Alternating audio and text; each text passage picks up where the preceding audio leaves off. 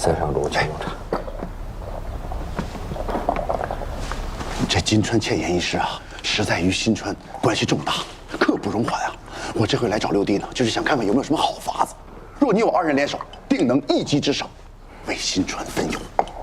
三哥耳聪目明，想必也知道我保知父亲的计划了。计划？这是各部官员欠护政司的债务，以及他们的身家境况、特质系列，都在部中。要债？没错。这个我擅长。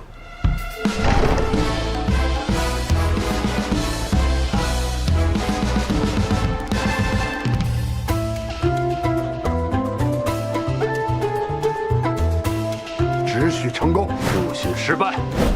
三哥请，六弟请。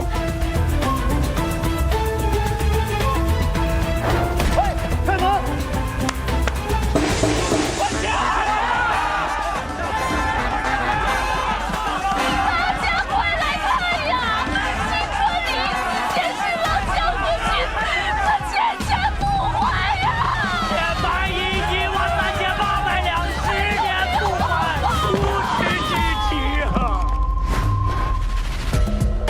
这都知道你们杨家有钱，所欠银两也不多，不如咱们就把钱还了。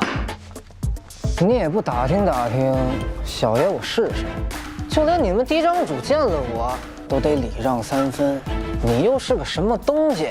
再说了，祖父当年欠下的旧账，凭什么我来还？啊，对了，祖父呢，前年他过身了，你找他要去。钱呢？我是一文钱都不还，你打我呀！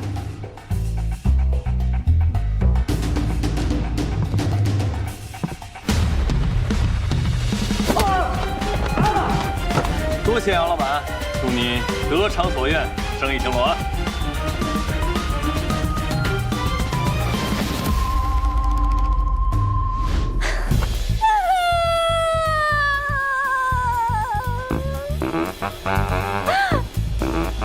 三少主，我们家老爷这是做了点小生意，根本就还不上当年江湖正司的钱啊！你要是烦我缠你，你就高抬贵手吧。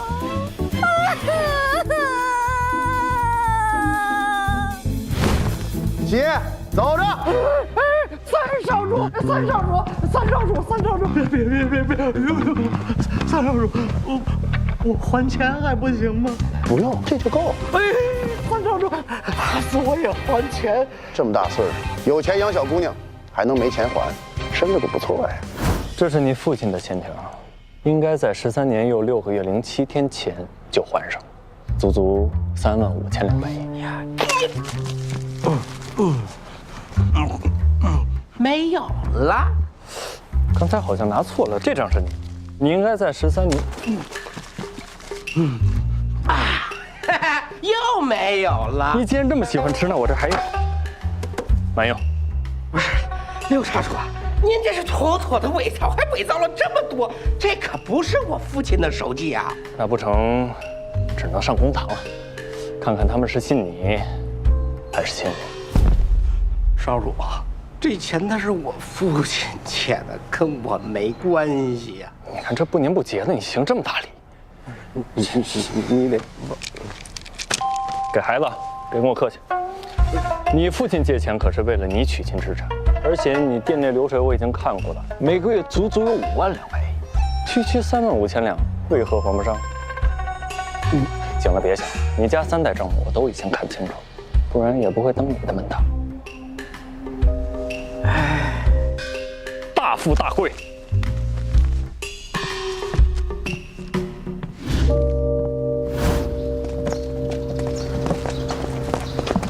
啊，老六啊，从前我确实不太喜欢你，现在看来你还有点本事。我与三哥彼此彼此。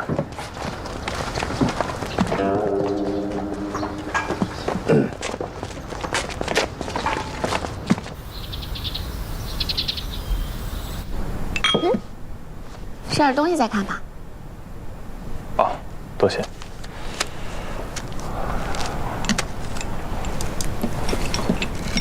少主这次好像真的很用心哎。若能解决此事，立下功劳，明年开春我便可以开赴上朝了。真的？那我岂不是到时候就能回去了？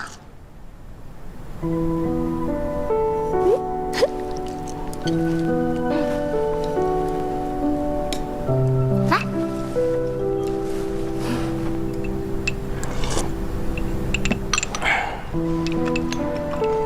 哎，讨债的事情怎么样了？多亏你让节气姑娘进宫闹了一番，要不然很难请到三哥。但三少主是舍不得克扣他们的，不然他们早走了。可惜在新川，女子难以谋生。如果他们离开了三少主，也只能再加一轮了。要是在金川、丹川，女子能够自己谋生，也不必依附于其他人。若你回去也想寻些事情来做，之前不是说要再找心爱之人吗？六少主，别看我现在这样，我会的事情可多了，家里的田产也会帮着管。说不定日后盘个铺子做起生意了呢。再说，这心爱之人也只是说说而已，在济川是一夫一妻之道，我在这儿连个正室都没混到，回去之后，好的人家肯定是要讨论的。在济川为人侧室，还要被人诟病。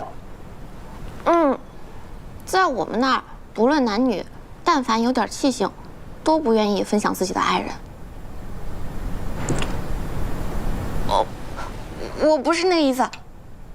新川有新川的规矩，没关系的。我和我的家人都不在意别人说什么。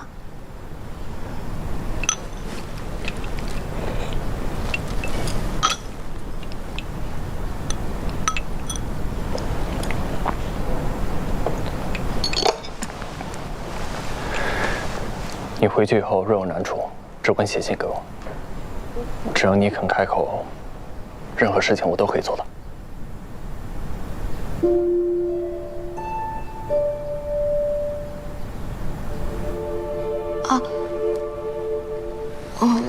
我自己会处理好的，多谢少主。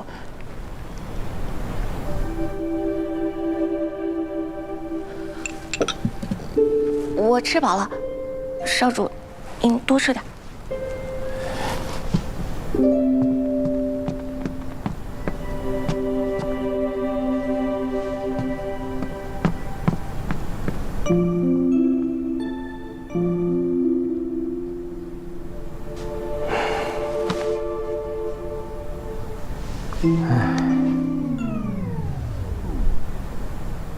你何时在的？小人一直都在啊。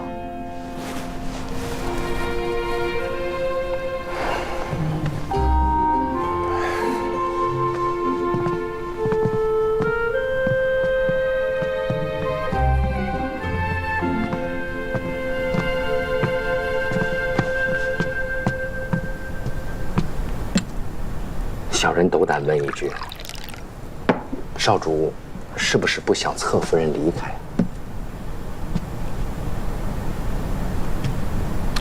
我问你啊，新川可有心力将侧夫人扶正的？少主英明，这正是留下侧夫人的一个好办法呀！我是希望她能以正室的身份与我和离。啊，少主啊，您自小就没得到过些什么，便是一个心爱的人，也不为自己争取一下吗？若她心里有我，我定会尽力一试。但现在，我也不想勉强她。如果能以正室的身份与我和离的话，至少回到济川，她能好活一些。先主时，13少主曾改立过侧夫人。内务厅有载，他先让侧夫人在内院书堂考得头筹，得到资格，开府时便以需要女主人掌事为由，改立侧夫人为夫人的。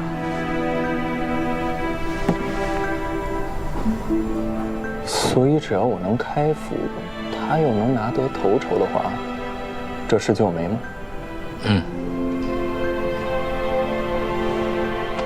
哎呀，少主啊，您若是将您的心意讲给侧夫人听，一定会打动她的呀。我听了您刚才那番话，都想嫁给您了，何况是旁的女子呢？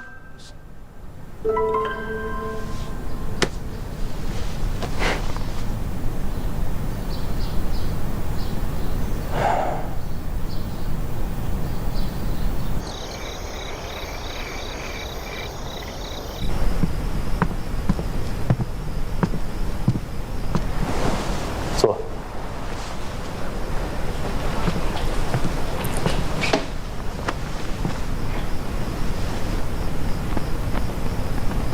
你这是？为了我能顺利开府上朝，下一次内院书堂考试，请你考第一。可是臣妾做不到啊！你是认真的？是的。就没有商量的余地？没有。那为了你早日开府上朝，我试试。这是我为你精心准备的功课，开始吧。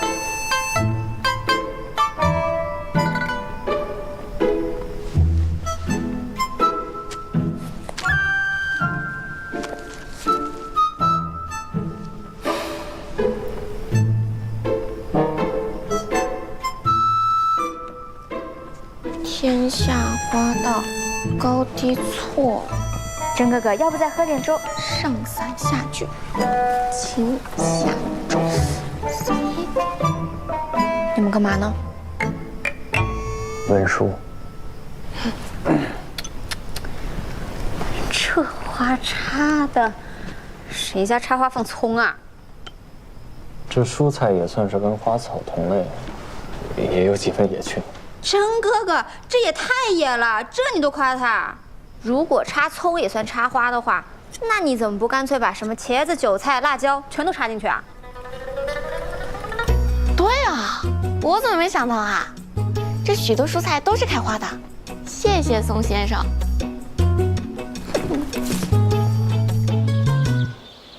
嗑瓜子吗？怎么了，薇薇？没食欲啊？快入冬节课了，陆少主让我拿个第一回去，这不是赶鸭子上架吗？第一？这六少主平时不是挺实际的人吗？怎么突然拔苗助长？东家都开口说话了，这苗我是拔也得拔，不拔也得拔。不过这样也好，帮了他，可以早些离开。你要离开啊？去哪儿？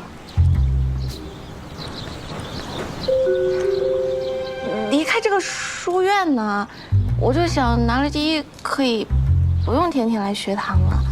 哦，要不我们一起给你补习一下各门功课吧？哎，这恐怕是来不及了。眼下我倒是有一个法子，要不然我们大家都交白卷弃考，这样不就好了？好方法，好方法。不行啊，这样交白卷你们怎么办啊？哎，我们巴不得考倒数第一呢，好让内务府季老三一个教内不严。就是，我们凭什么给那个死老三长脸？我倒数第一，你就倒数第二吧。我才都是第一，好吧？哎，别急，论实力我才是倒数第一，都别跟我抢，没人给您抢，让给你啊！也有可能是我卷子都写不完。确实。有本色感。你要粉不粉？来这个吧。这个真好吃。看甜点做的越来越好。3下5去2，4下5去1，5上5，5上5，5上5进1，这个5上5进1，5进1，6，这算术课也太难了。刚学看账本，这算盘怎么用都用不会。你们老家不用珠算吗？老家那些账心算就行了。这个5上5进1，上1。来，你打一个，我看看。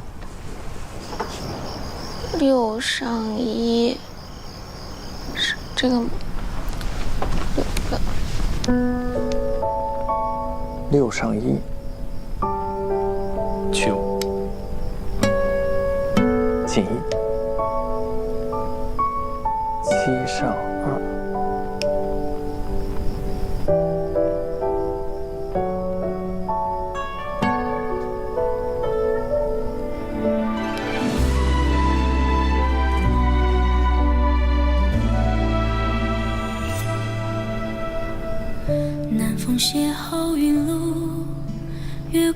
你真厉害，什么都会。就是个算盘，没什么。才不是呢，你在我心中最厉害。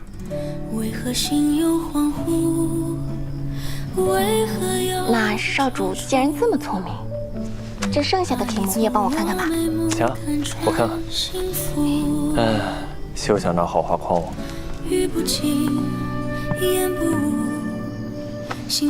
少主变了，从前他很稳重的。你不懂，男人就是善变。以前我不懂，现在明白了，爱情会让一个人有变化。你俩挺懂啊。你我心若相知，又何须再多笔触？万千思绪不知归途，情深无觅处，心意无旁骛。唯愿二人一心三餐，四季共度。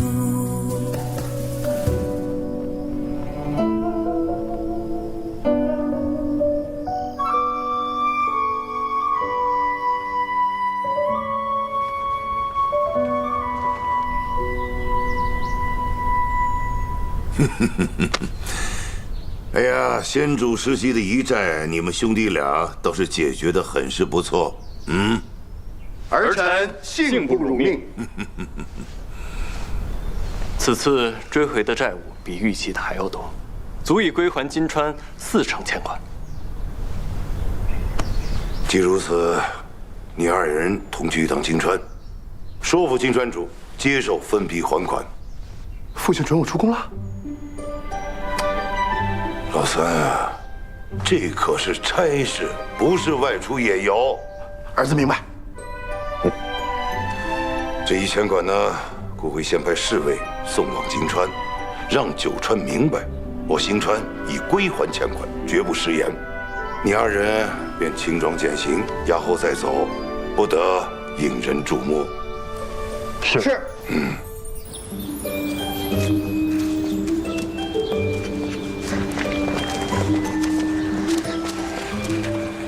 侧夫人真是厉害，说是只需几日就能长成，还真就收获了这么多。是啊，这下咱吃饭的问题一下就解决一大半了。好了好了，哎，这个给好娇姐姐拿去，这个就给上官，这个给思思，这个给海棠姐他们吧，这个给宋宇。之前说好了给他7成，记得告诉他，说收成不好就请他海涵了。哎，走。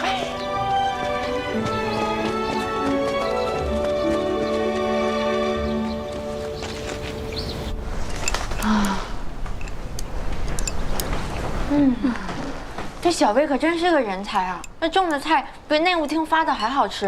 要不然说呢，关键时刻还是得姐妹靠谱。那个死老三就知道顾着自己的面子，根本就不管我们死活。就是啊，就是。可真棒！三少主回来了。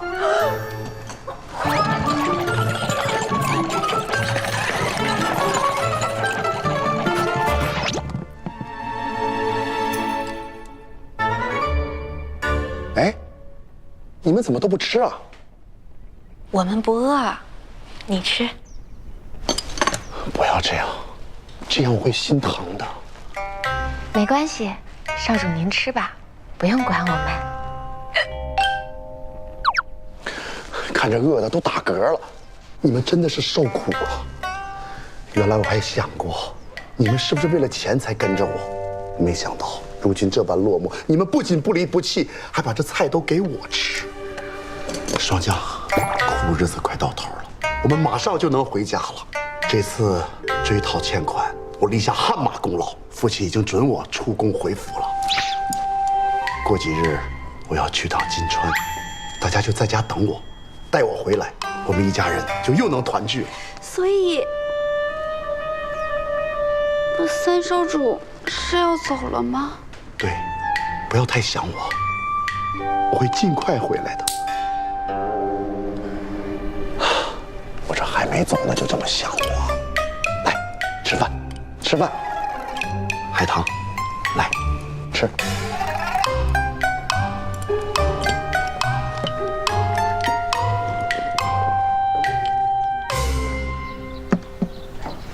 你菜园子种出的破讯，按照你说的法子做的。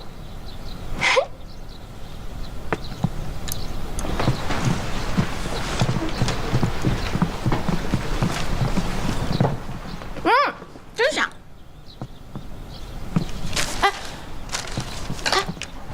一别之后，哎，你还我！两地，这什么字啊？你还我！这字写的连形都没有，还不如小11写的。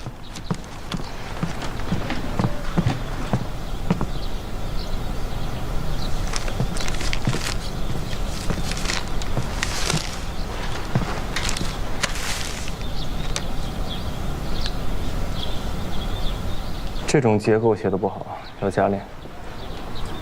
本来课业就不少，你还给我加练，我知道我字丑，行吧？也不是丑，是还挺可爱的，至少比5哥写的好。那要是想比5少主写的还丑，也是不容易的。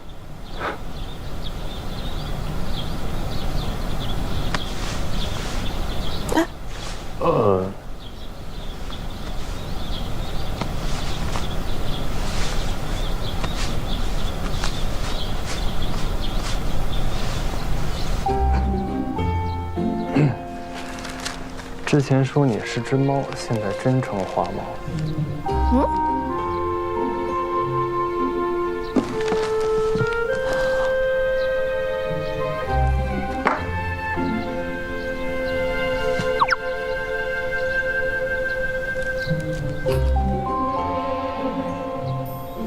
啊！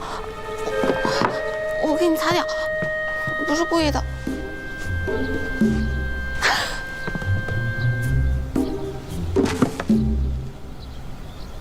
我不是故意的。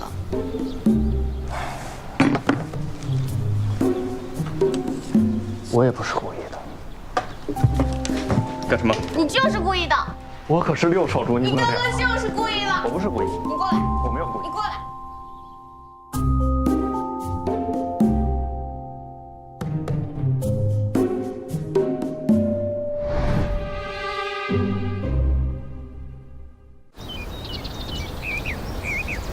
还说叫我练字呢，分明就是浪费我时间。我回去写几幅字，让苏珊给你送过去。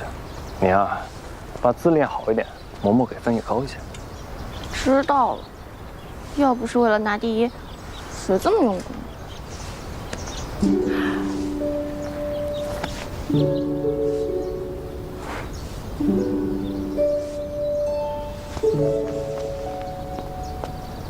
对。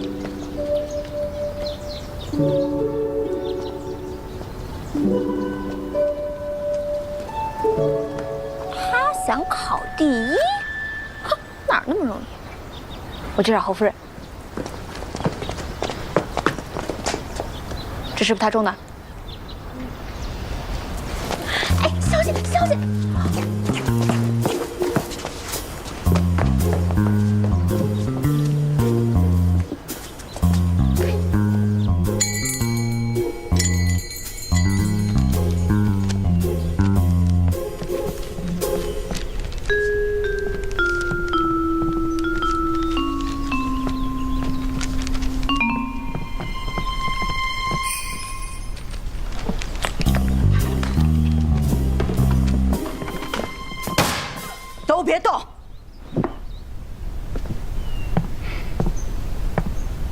上官郡主，以《烈女传》《孽婢传》为题，论女子之德行，你写了顶天立地、浩然正气、路见不平、行侠仗义。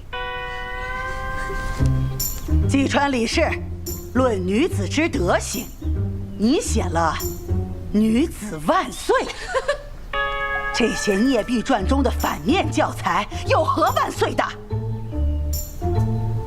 女子之德具美矣，如善良仗义者，侠肝义胆者，内敛细腻者，团结友善者。善未分阴阳，德不论男女，当一视同仁。文末还写道：“是也非也。”是。你们几个就更绝了，白卷白卷白卷，都不想念了。我明白你们的意思，这次你们是想让李薇获得头筹，但这次的头筹不是他。不是我交的白卷，是我。宋武，连嬷嬷，宋姑娘主动请缨来内院书堂休息。这次我让她也参加了考试，文章足见优秀，一来便取得了头筹。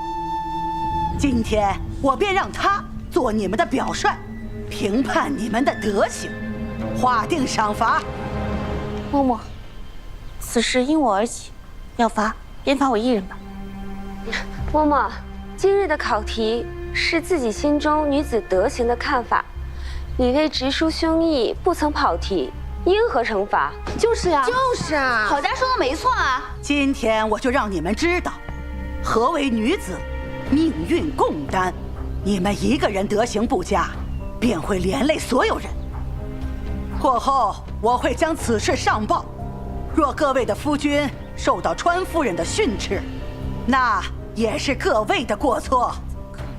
嬷嬷，这个错是李薇他们犯的，与各位少主无关啊，尤其与六少主无关啊。他们今天敢违背考场考纪，明天就敢动摇新川的规矩，不可轻饶。嬷嬷，此事是我们儿戏了，余下的考试我们定当认真对待，请嬷嬷息怒。你以为认个错就算了？要不这样，如若我余下的考试门门都拿头筹，嬷嬷是否可以不要将今日发生的事情告诉川夫人，也免了大家的罚，给大家一个改过自新的机会？如若我有一门未中，那任凭嬷嬷处置。好啊，谅你也考不上。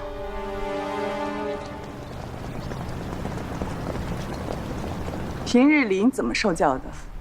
自己的侧夫人都如此无法无天，联手舞弊，顶撞嬷嬷，真不知道还能做出什么事来。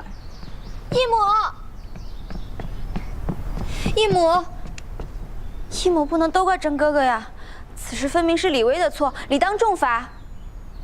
我看，倒不如就把那李薇废了，再给甄哥哥另找一位好夫人，一劳永逸。知道了，我考虑考虑。无需考虑，我已经认定李薇是我唯一的妻子，无论好坏，我都会担着。母亲不必费心。甄哥哥，甄哥哥，甄哥哥，你方才不是认真的吧？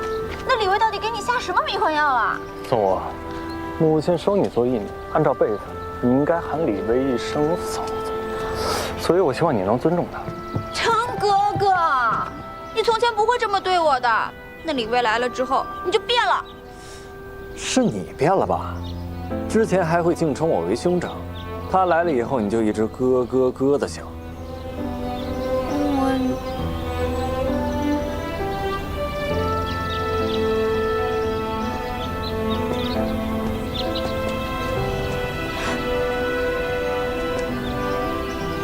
先回去。真哥哥，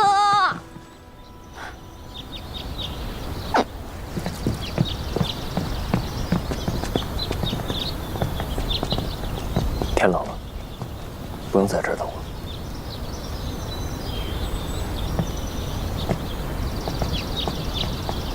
我想跟你道歉，都是因为我，你才会被何夫人训斥。不过你放心，从今日起，我头悬梁，锥刺股，一定拔得头筹。我发誓。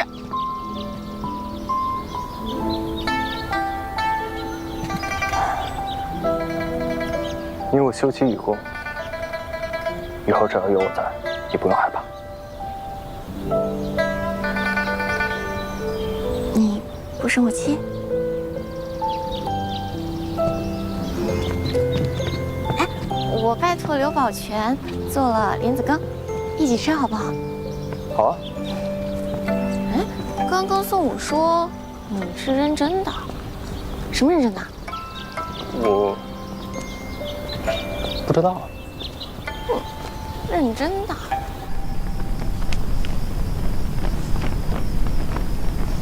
不错，都对了。还是少主教的好，多谢少主。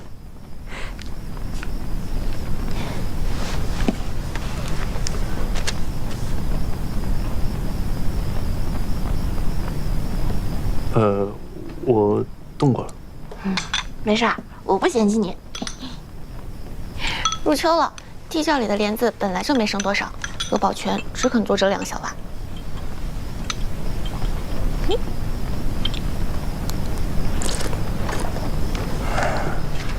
只是来我这里看书，为何要什么？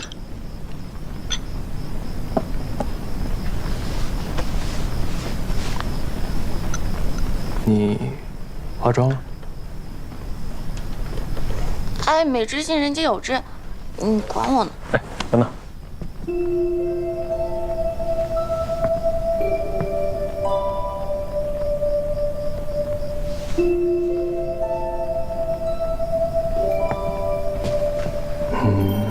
过几日我同三哥去趟金川，你独自一人要小心。我把苏珊留给你，有事莫扛，叫他捎信给我。你呢，只管好好读书，拿头筹。等我回来，有话等你讲。知道了。啊，我先走了。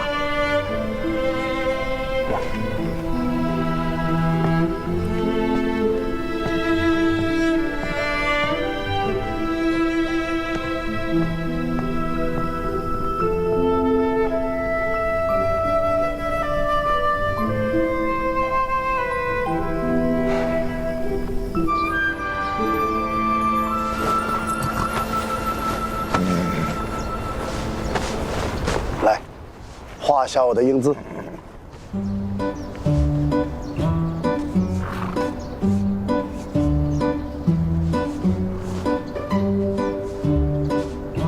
等我回来。你放心，我一定努力拿头筹。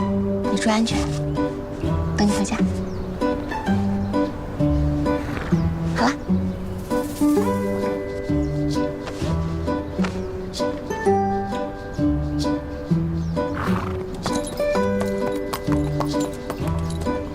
三哥，走了。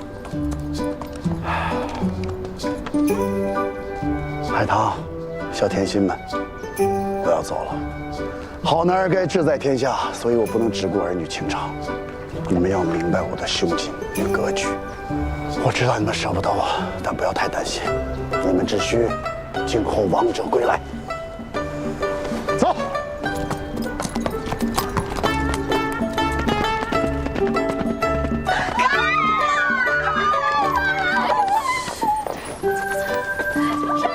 走吧。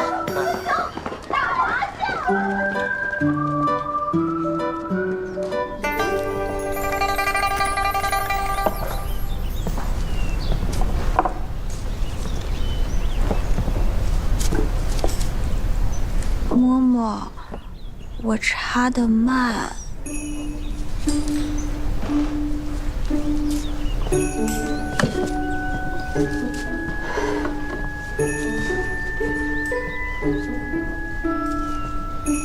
宋母姑娘的画艺作品奢华气派，能登大雅之堂。谢杨嬷嬷夸奖。郝家姑娘还是一如既往的好啊。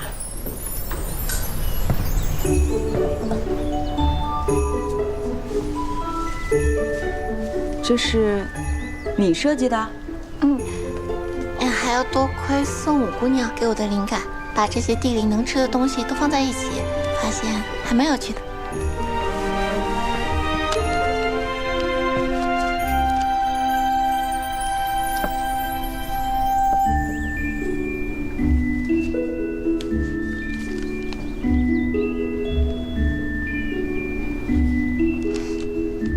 认真了不少，继续保持。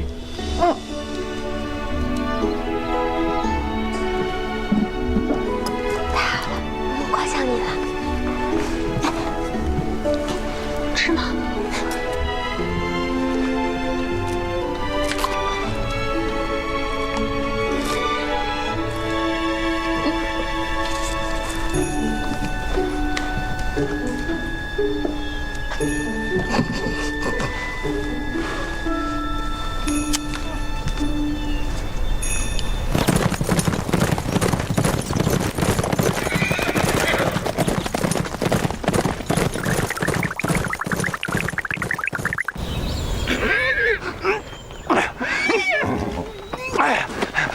西川三少主整不了你。有本事你就在这给我杵一辈子。来，三哥，试试，这管用啊？应该吧。来，哟，还真管用哎！来，吃，来。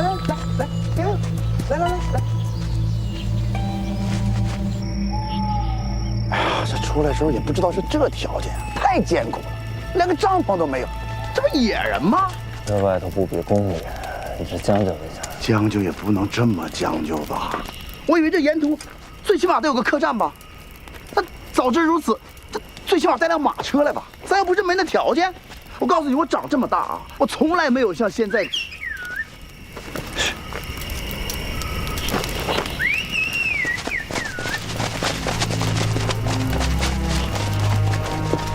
想活命的，留下买路财。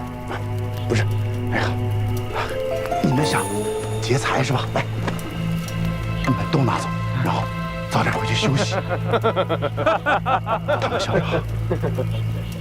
这是灭口。为啥？没蒙面。居然有个聪明人呐！这也能听见？对，哥几个坐不更名，行不改姓，火木门是也。谁问你了？兄弟们，给我射！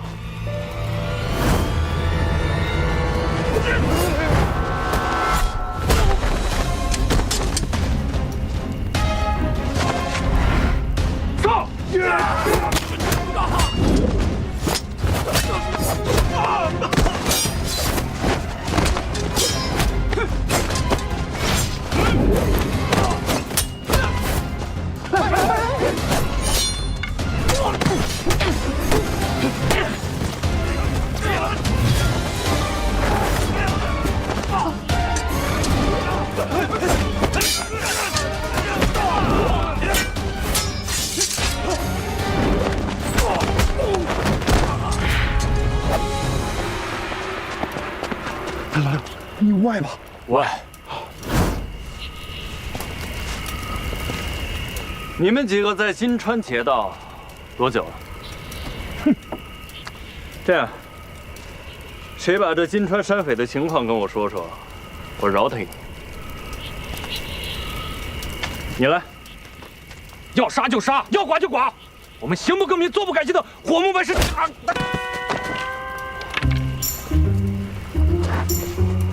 你怎么想？大哥不说，我也不说。我全说。你问什么我就说什么，您不问我也说，我知道的不知道的我全都说。哎，老六，你竟然还会功夫啊！我这也是一知半解，一知半解。大少主，我对你可是忠心耿耿，日夜可天哪！你们卖主求生的家伙，自求多福吧。听说金川竞争激烈，你肯定找不到活干。哎，你跟谁学的功夫啊？你哪门哪派呀？啊？哎，你是不是吃过什么毒药啊？我给你3个推荐推荐呀。我也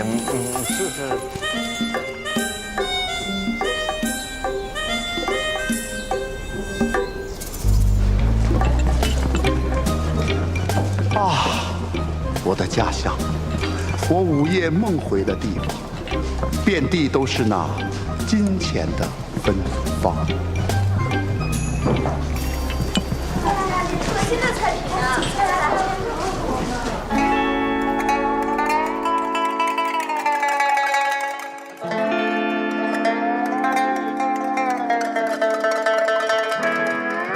节气呢？新的。这是我们最新的菜单。哦，这个就是他们新出的，这个挺好的呀。哎，对，这个不错。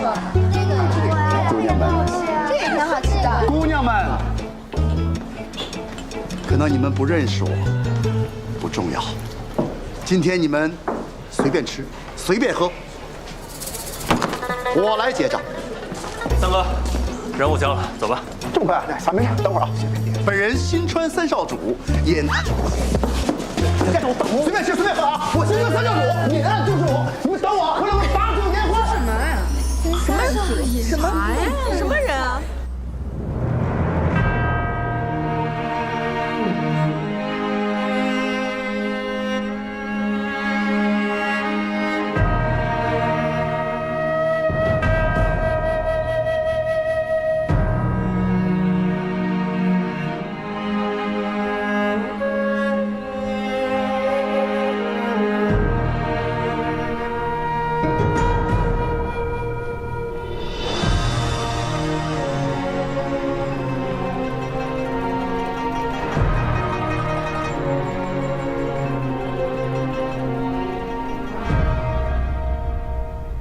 两位少主远道而来，对金川印象如何？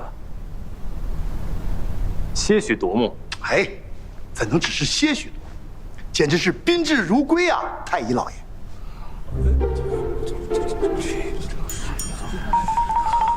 3少主，这是啊，您忘记了，您夫人是我逝去母妃的2表姑，如此算来，您就是我的太医老爷呀。哦。真的如此？那姑的女儿元英倒成了你的姨姥姥了。正是啊。攀亲戚是无用的，如今限期已到，新川却未将欠款如数归还，只交来了4成，还请两位解释解释，这是何意？太医老爷，咱们怎么也是一家子的亲戚，打断骨头连着筋，您看您能不能容我们缓缓？哼，这亲戚关系8竿子打不着，硬要说的话也都是炎黄子孙呢。金川只有一条行事准则：欠债还钱，杀人偿命。太医老爷，金川主，丹川突遭洪涝，新川施以援手，所以不能全数归还所欠的银两，但我们绝无赖账之意，只是希望川主能给我们一些时间进行周转。丹川有难与孤何干？孤只是要你们如数还钱罢了。我川的想法是分3批归还所欠下的债务，第1批以运至金川为债务的4成，而2、3批为3成，期限为1年。此外，还会追加对金川的3分利息。3分利息就想动摇我川有债必偿的原则了？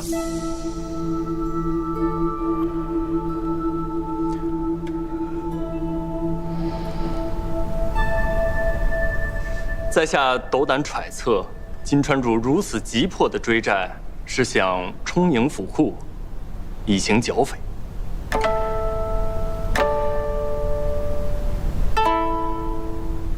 都说朝日之下无隐秘，看来新川也熟知我川的一举一动了。其实并非如此。入金川地界时，我与3哥遭遇了劫匪，但是无碍。我们一家人交为官府，从那里便听闻金川早有剿匪的计划，只是迟迟未曾议定。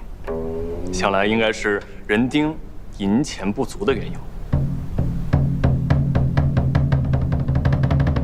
九川合盟，天下共生，方有前程。我川能相助丹川，必不会对金川作弊上官。新川想派遣兵马以助剿匪。至于这债务，还请金川主见谅。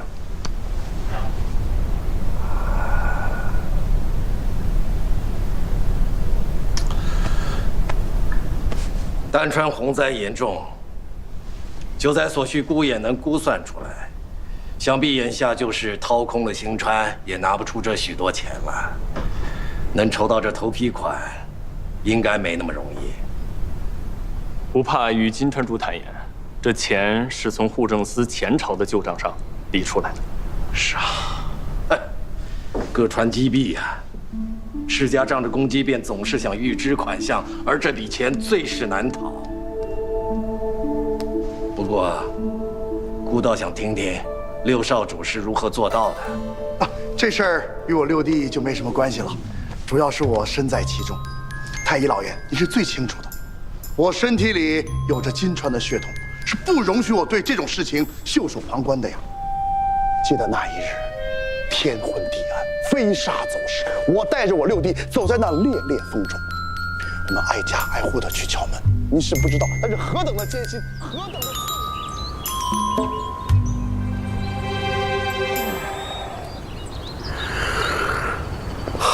主上，将新川两位少主都安顿好了。是。好。再说下去，孤还真是撑不下去了，太困，太困。臣已经打听清楚了，债务大多是六少主讨回，三少主从旁协助罢了。六少主今日在新川立下了汗马功劳，大约年后就能开府上朝。年少有成啊，看来新川的局势又要有变化了。父亲，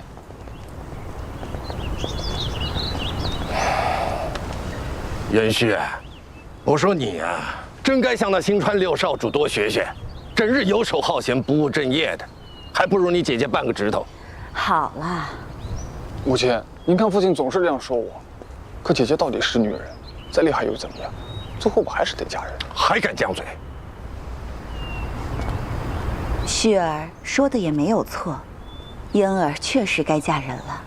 主上总想着给她挑那最好的，还让莺儿称病避开九川卓选。可挑来挑去啊，女儿倒剩下了。如今也该择定良人。再拖下去，莺儿岁数大了，可真就难找人家了。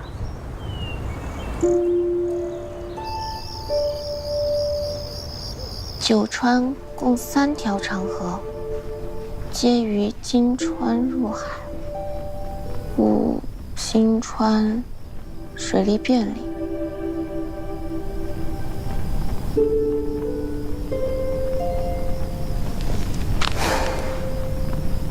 也不知道他在金川怎么样了。侧夫人，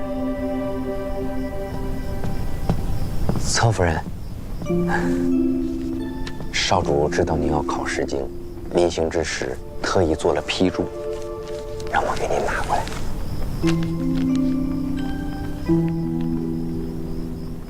若杨嬷嬷出题，应有此篇。杨氏早年跟随何夫人，何夫人素习本节。侧夫人，少主对您真的是很用心呐。说到底，还不是他自己想开府上朝。哎，你一个女眷拿不拿第一，跟少主开府上朝关系不大。他只要这次金川的任务处理得好，那川主自然会让他开府上朝的呀。那他为什么下死命令，非让我考第一啊？那还不是想……少主不让我说，但是您也可以自己好好想一想。您怎么就是想不明白呀？哎呀！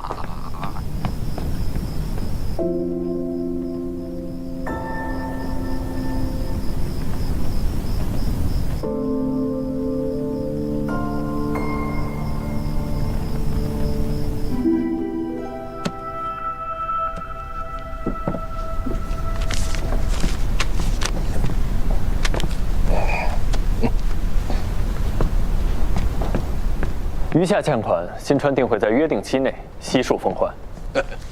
孤相信新川，也相信六少主。多谢金川主。太医老爷，您放心吧，还有我呢，我是半个金川人。金川人做生意最讲诚信。六少主，孤还有一些问题想问你。六少主今年贵庚呢？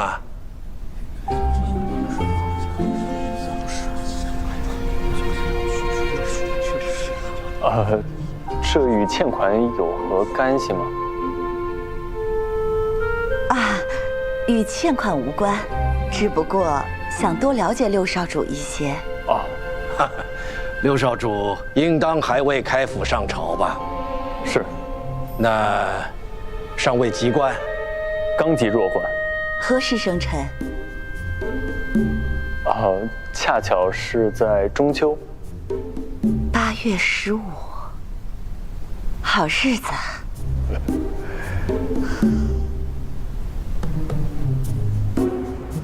金川主和夫人为何问我这些？这有什么可奇怪的呀？他是我太医老爷，我是你哥，那他自然也是你太医老爷嘛，都是亲戚。问问你生辰什么的，很正常。哎，我们多待一天，明儿一早再走啊。晚上去金川街上逛逛，好多姑娘。不了，我今日就回。这么着急？急不可耐啊！诗文科开考。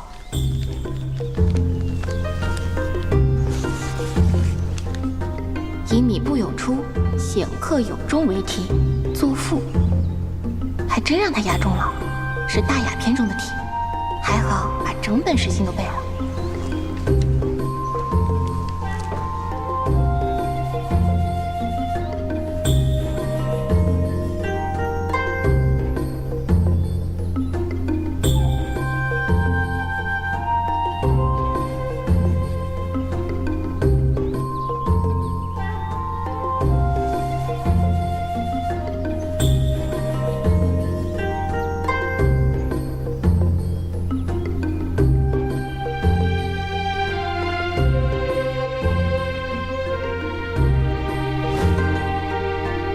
术课开考。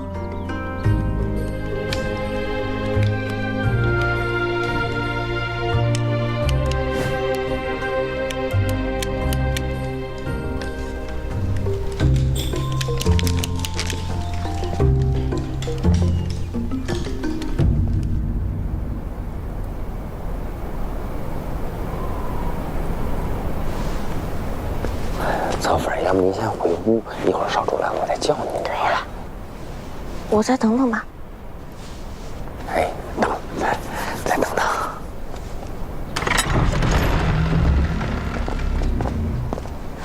少主回来了。都说了天冷不用等。您可回来了。哎，怎么了？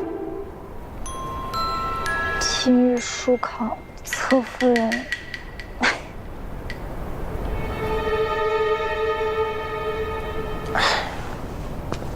没关系，就是一次书考，别沮丧。你都不知道我考第几，就安慰我。考第几都无所谓。我考了第1。头筹！少主没想到吧？真拿了头筹，太厉害了。什么？你说好了，金孙枣。给。这么多啊！回去慢慢吃。真香。走。怎么买这么多？你一定想不到我怎么考的第1吧？怎么考的？一开始，严嬷嬷还以为我作弊了，就说发家是吧？他就考我开府之后。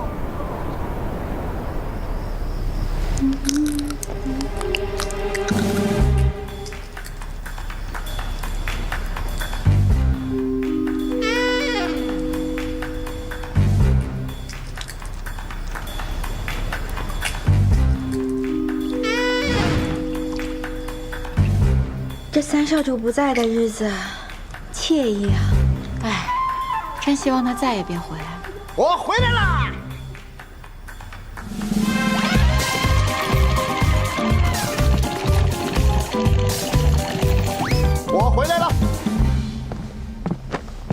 金川之行可谓圆满，有人给倒杯热茶吗？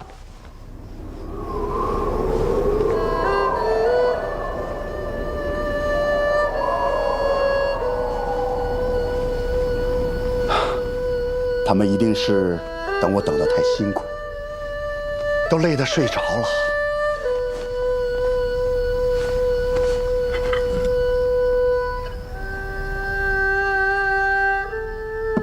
还好，甜蜜的家。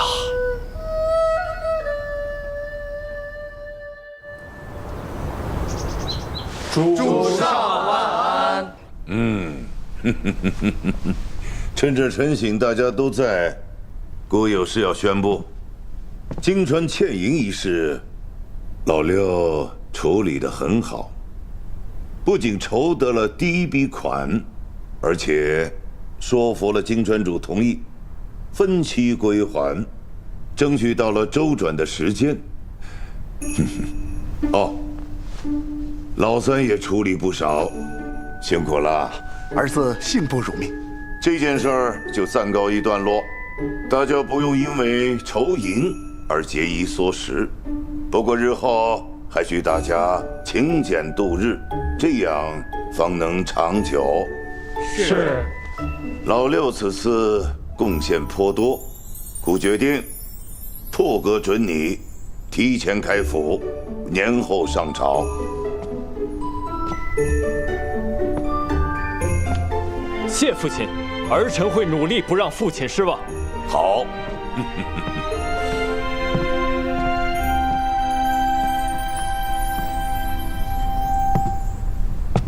父亲，六弟年纪尚轻，这么早开府恐怕不妥吧？虽有不妥，但老六立下大功，理应褒奖。他有今日之计，当然是几位兄长提点相助的缘故。等开府以后，嫡长主再好好的教导他吧。是。老六，你暂留一下，其他人都退下吧。是。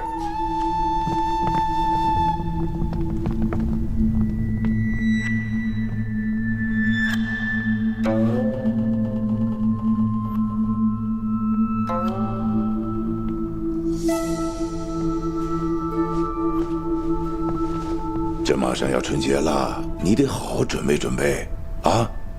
年后择吉日搬入新府，等到2月初1正式上朝，才知道给你派什么职位合适。是。有什么话你就直说，这里也没有外人。儿子确有一事相求。这开府事情繁琐，需要一位女主人操持内务，打理大小事宜，所以我想立姬川李氏为夫人。老六，你需要女主人是没错，可这李薇，这要是刚进宫时的李薇，那确实不合适。但她现在改变很大，还拿了内院书考的头筹，还望父亲准允。确有此事。回主上，李氏确实在内院书堂考得极好。哎，既如此，那你就和李薇一起准备开府事宜吧。谢父亲。退下吧。是。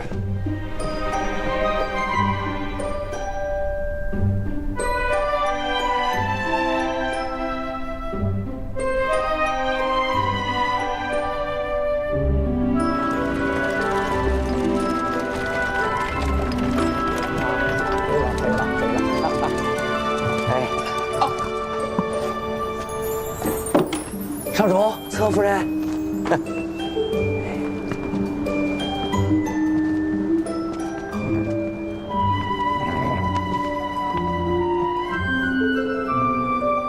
这是？走啊，进去瞧瞧。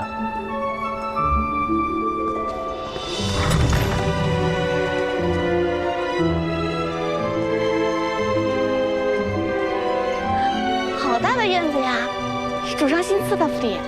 是啊，恭喜少主！陆商已经下旨，明年开府以后，这所院子就属于我们了。真的吗？那太好了。我们这间呢，就作为书房，侧院就留给宋我。走，带你去后院瞧瞧。啊。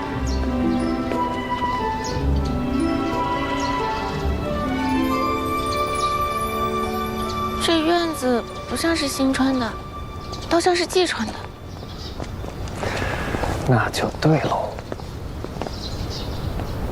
这院子看着可真是别致。哎，到时候可以放些花花草草的，看着也热闹些。好，那就按你的意思来。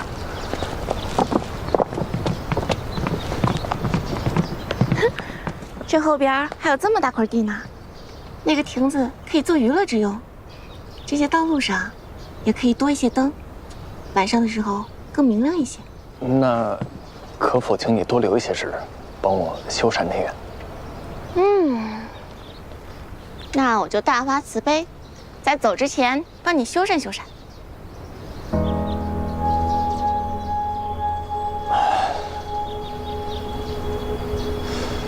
这府邸还没有名字，你帮我起一个吧。我又管修缮，又起名字，你新夫人来了之后，肯定会不高兴的。没关系，你起吧。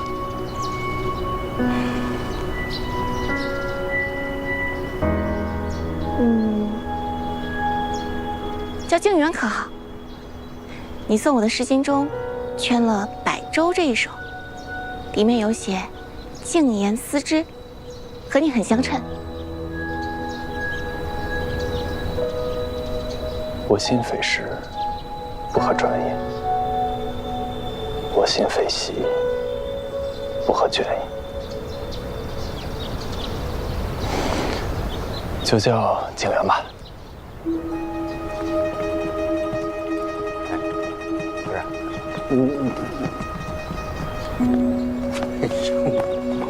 侧夫人呐，您怎么就是不开窍呢？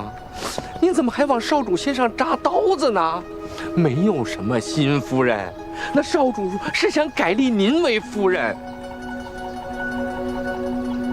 为何？为何？那不是因为少主听说你们季川女子成为侧室会被人诟病吗？少主可是一直都在为您着想啊！您就是非要回去，他也想保您周全。他即便是再舍不得，也不会勉强让您留下来呀。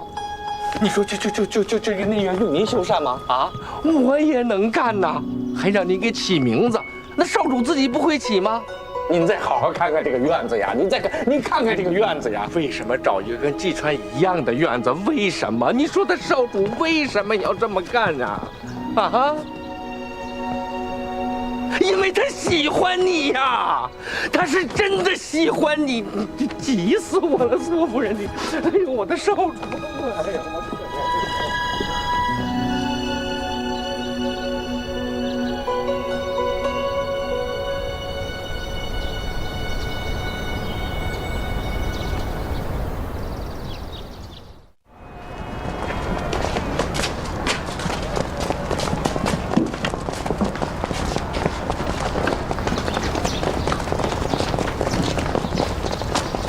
当心点儿，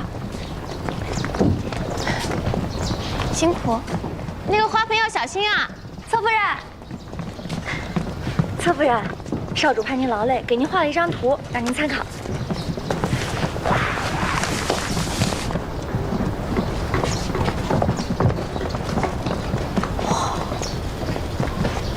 真是他画的啊！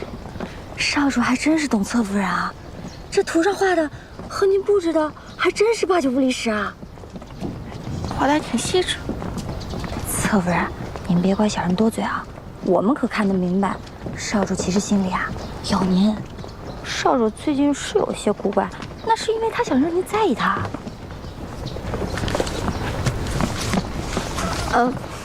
你去跟少主说我要找他商量摆复狗窝的事情。好嘞，侧夫人，您这话一说，我估计少主心里连百福狗窝长啥样都想好了。他才不会呢。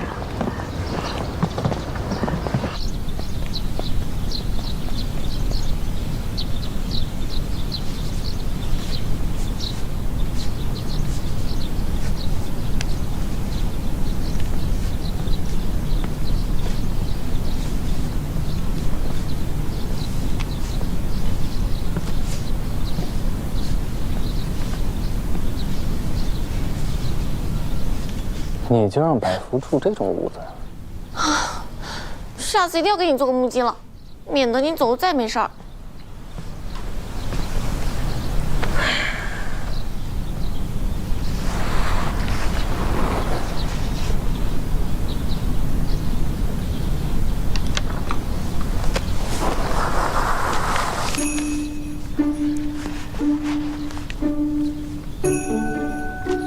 少主做事就是周全，不过这个也太奢华了吧！狗是狼变的，狼是血居动物，你这屋门大敞的，百福是不会进去住的。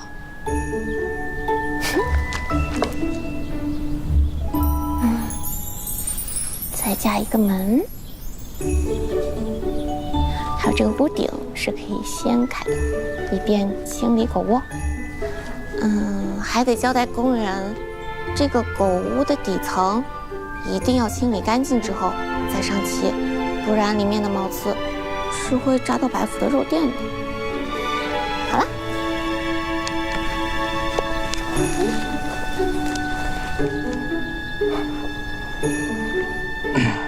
确实不错。还要多谢你愿意打点园子。少主不生我气了？我从来也没有生你气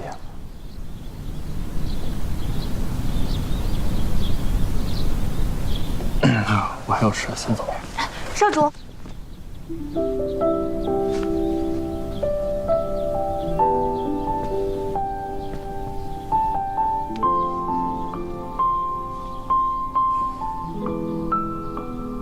你让我在学堂拿头筹，不是为了开府吧？唯有如此，我才能把你立为夫人。这之后肯定会有更好的。不会再有了。世人认为我喜欢的，都不是我真心。那你的意思是？是，我喜欢你。